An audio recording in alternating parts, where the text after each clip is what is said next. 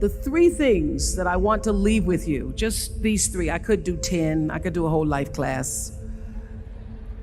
But just these three things will carry you if you let them. First and foremost, knowing who you are. Knowing who you are. Being able to answer this question, who am I? And what do I want? Who am I really? My answer is I am God's child. I am that which is born of all that is. I am, as Pierre de Chardin said, a spiritual being having a human experience. Come trailing the breath of the ancestors yet, but trailing the breath of the angels, and understanding that because I am connected to the source of all that is possible for me. That's who I am. And what do I want? I don't want to just be successful in the world. I don't want to just make a mark or have a legacy. The answer to that question for me is I want to fulfill the highest, truest expression of myself as a human being. I want to fulfill the promise that the Creator dreamed when He dreamed the cells that made up me. What do I want? You must have some kind of vision for your life. Even if you don't know the plan, you have to have a direction in which you choose to go. What I've learned is that's a great metaphor for life. You want to be in the driver's seat of your own life, because if you're not, life will drive you. So, knowing who you really are in this space and time that we embody. That's number one. What do you want? Who are you? Number two, you must find a way to serve. Martin Luther King said that not everybody can be famous, but everybody can be great, because greatness is determined by service. Now, we live in a world where everybody wants to be famous and where we admire people for just being famous. We think being known brings us value. The truth is, all of that will fade in time. In 3 years, you won't be able to name the housewives a banana. The real truth is that service and significance, service and the significance that you bring to your service is that which is lasting. So to be able to, whatever your occupation or job or talent or gift is, our honorees today getting doctorate degrees, to apparently opposite fields, HIV and AIDS and the spoken word. But what they have in common is service, using the spoken word in service to community and the world. Using your knowledge and information about HIV and AIDS and medicine in service to the world. And if you look at all the most successful people in the world, whether they know it or not, they have that paradigm of service. Everybody's talking about Mark Zuckerberg and the IPO. Service. Jay-Z rapping. Service. Through the word, to people, through song. For many years, I was really just happy to be on TV, and people would stop and say, "Oh, you on TV?" "Yeah, I'm on TV. I like being on TV. It's a nice job." And it was about the time that I received my honorary doctorate from Spelman around 1993. So I don't know if that had something to do with it. I thought of myself as Dr. Winfrey.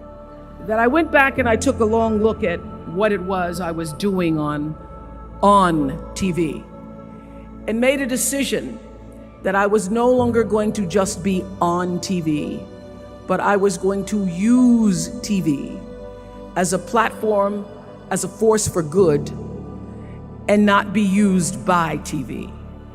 And I will tell you, my decision to make that significant change in the way I operated on television, using television as a service, changed my career exponentially.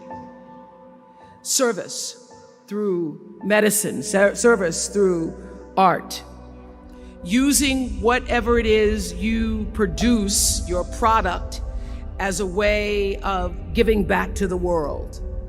When you shift the paradigm of whatever it is you choose to do to service, and you bring significance to that, success will, I promise you, follow you. Service and significance equals success. That's number 2. Number 3, it's so simple, but so hard to do. Always do the right thing. Be excellent. People notice. Think of how you notice. You go to Taco Bell, somebody gives you extra napkin and some sauce. You notice. You want to go back to that person, because even at Taco Bell, excellence shows itself. Be excellent. Let excellence be your brand. Everybody talks about building a brand. I never even knew what that was. When people would say, you're a brand, I would say, no, I'm just Oprah. What I recognize now is that my choice to, in every way, in every example, in every experience, to do the right thing and the excellent thing is what has created the brand. And what I know is that when you are excellent, you become unforgettable. People remember you. You stand out. Regardless of what it is, you become an unforgettable woman. And that is what we all want. We want to be unforgettable and not forgettable. So doing the right thing, even when nobody knows you're doing the right thing, will always bring the right thing to you. I promise you that. Why? Because the third law of motion is always at work. For every action, there's an equal and opposite reaction. That is so true in all of our lives. You just have to do the right thing, and the right thing will follow you even when people don't support it. I remember many times on my show. There are many shows y'all never saw. And the reason you didn't see them is because I got the last vote. And I remember 2010, my team, hardest working team in television, had done this interview with a woman who turns out she was a Sunday school teacher by day and a sex addict at night. And they were like, you won't believe it. We got her going out. We got her with the men, and we get to show her, and she was willing to show us everything. I sat down with a woman for an interview that was taped. And during the process of the interview, I said, why are you doing this? And she said, oh, I want to help people. I want to tell my story and I want to help people. I said, do you have children? She says, yes, I have a 10-year-old son. I knew right then, this is never going to see the light of day. So we got off the air and I said to the lady, we are not going to air that show. And she said, why? My producer said, why?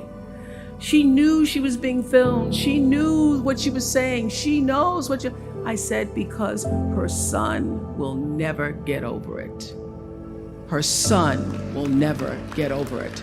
And it's not worth a rating point to me. Not worth a rating point to me to know that there's a 10-year-old boy who's destroyed because his mother went on the Oprah Winfrey show and told all her business.